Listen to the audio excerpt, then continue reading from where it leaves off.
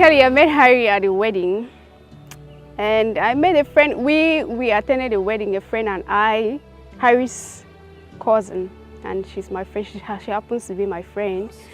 We attended a wedding together, and we were chatting and enjoying the wedding and talking about singlehood, marriage, and everything. And Harry's name came up, and actually, she showed me his picture, but I was not interested. I was like, yeah, I've seen the picture, but I wasn't really so interested. I wasn't so particular about the picture, but I was open. And then thereafter, I think 2 days or a week, Harry started calling me. And he was like, who is this stranger calling me? Like, I don't know you, and you're calling me, and I don't really know who gave you my number, how you got my number, and everything. But something particular about him was that he was really polite and really calm, and he sounded serious, like a serious person. So that's why I kept on talking to him and kept on talking and talking and talking. So that's it. Actually, it started from a cousin of mine who for some time has been telling me, Harry, what's happening? You're working, you need to settle down, man. And I didn't think I was ready. So one fateful afternoon, she texted me and said, Harry, I met this lady in a wedding and she's just like the kind of woman you want. I think you should call her. But I was not interested, you know. I always wanted to meet my woman on the road and stop her and talk to her, you know, like the right way. But it did not happen like that. So she gave me this number and I kept it somewhere for about 2 or 3 days. I didn't want to call. But after I said, okay, let me give it a try. So I called this lady and she was nice on the phone because even though she had never met me, she gave me the chance to talk to her. And I also took time and looked at her pictures. And I started seeing what I need as a woman in her. And that is how I kept on insisting and calling, and she asked that if you have to continue talking, I have to see her. So I created time, took time off work, traveled to Bamenda, and I met her, and that's how it started.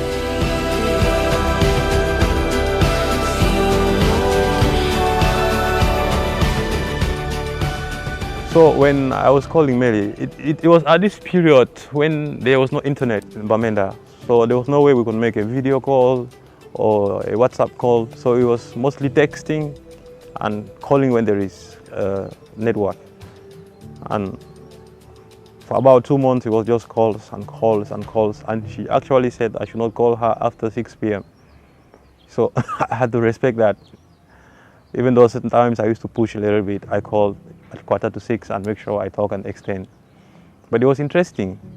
It was interesting. And it took 6 months for Melie to actually accept that we should start dating.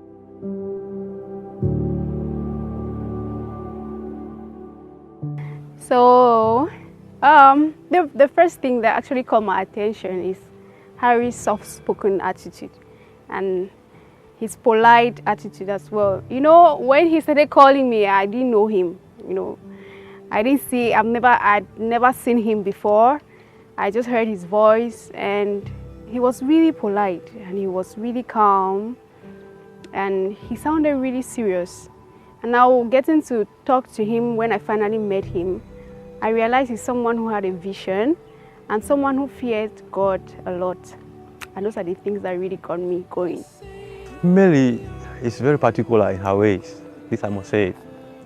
The first thing is her beauty. She's very charming, I must say this. What attracted me first was her size, her shape, her skin color. They were everything I've always wanted in a woman. And when I got closer to her, that's when I started seeing really who Melie was. That Christian part of her really caught my attention because, as they always say, if you are beautiful and the internal part of you is not beautiful, then you are just nothing. But when I looked at her, when I came closer to her, I discovered how deep she was spiritually, and that is what caught me.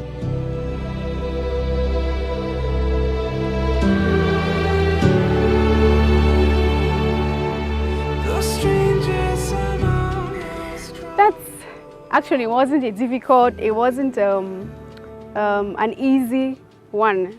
It wasn't very, very easy for me to place my finger on it, but I prayed. I took time, I prayed, I thought. And even when I was on the verge of thinking that he's the one, I decided to pray again and think again. And I have a list of things that I had written down of the dream man I would want. And Harry scored like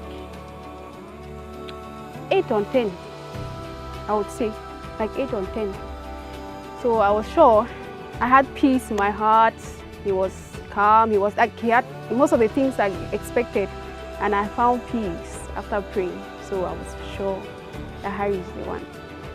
So, the point I started saying that this woman is the one is when we started talking about our vision, our purpose here on earth, and I discovered that almost everything she was saying was in line with what I wanted to realize.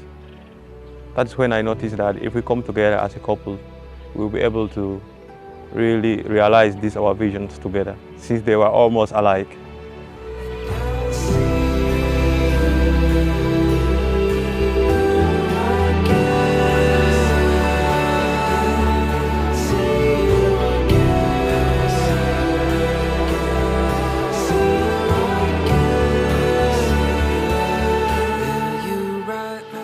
Before asking Melie if she would marry me, it was a very exciting time for me, I would say, because it was a little bit difficult to arrange, because I actually contacted all her siblings and her parents and asked for their permission if they wanted to allow me to get married to Melie. Thank God, and luckily for me, they all gave me their blessing and they accepted that I should begin to arrange and propose to Melie.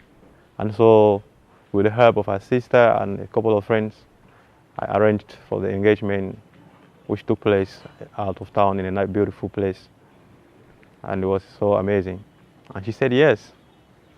Ooh, I feel super excited. super excited to get married.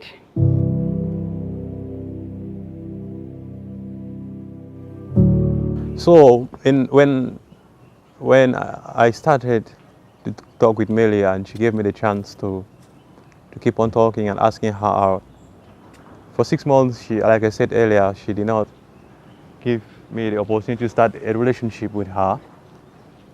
But after 6 months, I kept on insisting, and she asked that I should come to Bamenda to see her. At that time, I was based in Douala and working on mission out of town.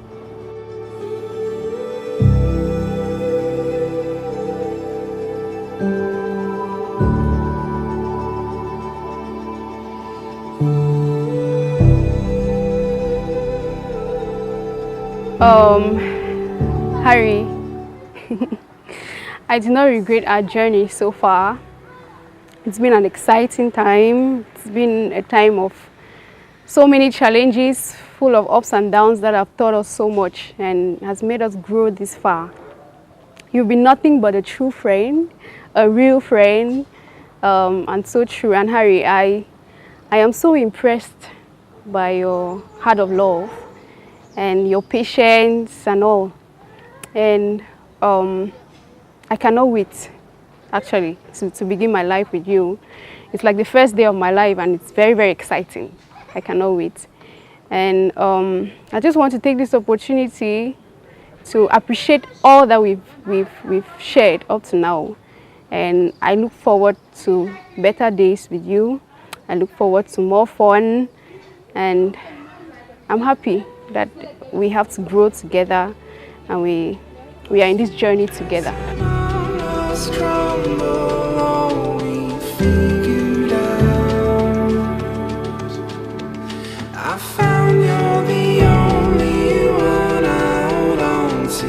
In the dark, and you write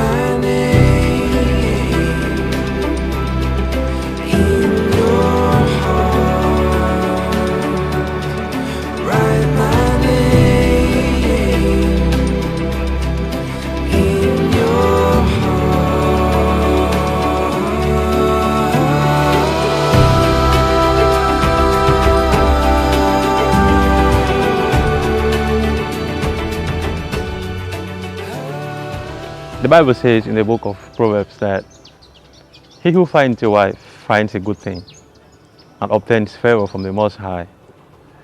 God has blessed me with such a beautiful, precious and virtuous woman. I'm so excited to start my life with you, Melie. It's been an amazing journey, from a friend to a fiancé, and finally I cannot wait to call you my beautiful wife. I never knew that love would be so sweet. I promise to love you all the time. I promise to take care of you, so that even when we have soup and stew in the freezer, I will still go and buy you pizza, because your kind is very hard to find. And if I waste time, I might get left behind. To summarize it, I'm in love with an angel. I'm in love with you, Melie.